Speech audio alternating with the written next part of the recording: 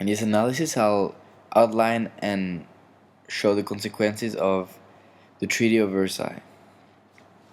So, after a war filled with deaths, about 2 million Germans died, in fact, the Treaty of Versailles was installed mostly to punish Germany, which can seem pretty unfair.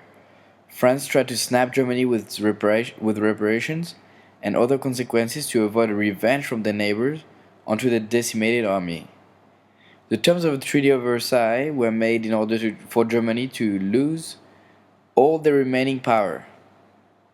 The loss of territories was a big loss for Germany, as they lost Alsace-Lorraine, that was given to France, Eupen and Malmedy, that was given to Belgium, Northern Schleswig, that was given to Denmark, and Holstein, that was given to Czechoslovakia, as well as West Prussia, Posen, and Upper Silesia, given to Poland.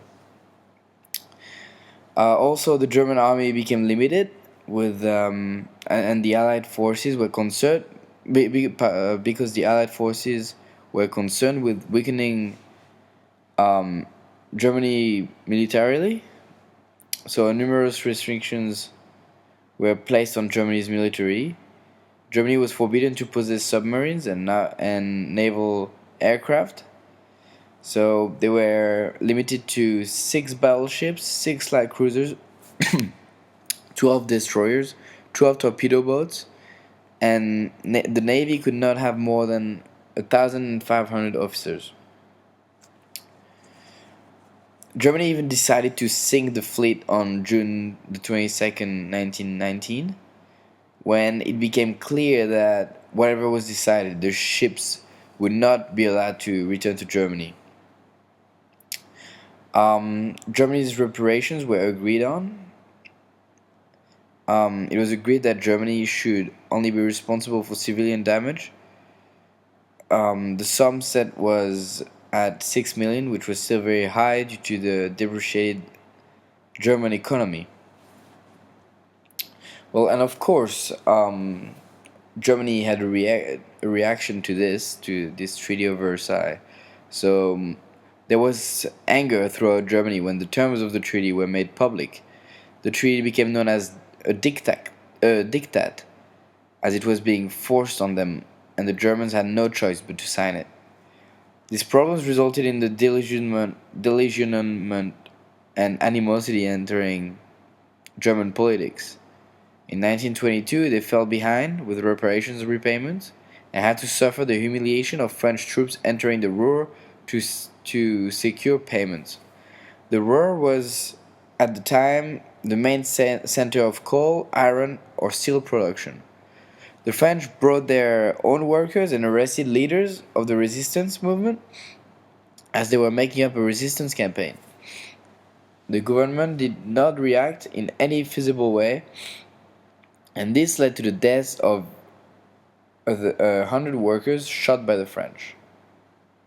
Germany hated the fact that they were blamed for the war, as stipulated in Article 231, that said, "The Allied and associated governments affirm and Germany accepts the responsibility of Germany and her allies for causing the loss and damage to which the Allied and associated governments and their nationals have been subjected as a consequence of the war imposed upon them by the aggression of Germany and her allies." It was the destruction of the whole of their pride. They felt that it was unfair that Germany would have to pay such reparations.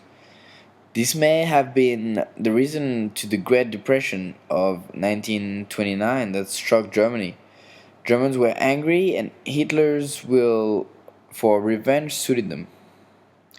Hitler's use of the treaty was that when Germany openly started the rearmament in 1935, few should have been surprised, as had made it clear that both his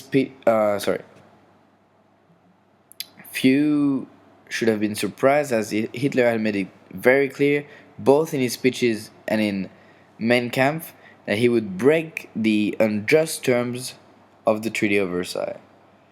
Hitler Hitler had made it plain what the basis of his foreign policies would be.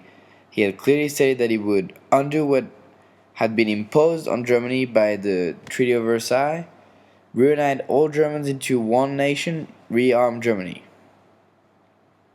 Mein Kampf also clearly stated that what he thought of East Europeans and the Jews, both groups were the untermenschen, so meaning the subhumans of Europe, who had no place in the Europe Hitler dreamed of. Though the Jews had nothing to do with this, Germany needed someone to blame, so it suited them very well. Eastern Europe, in the mind of Hitler, would not be where Germans would find a space to live.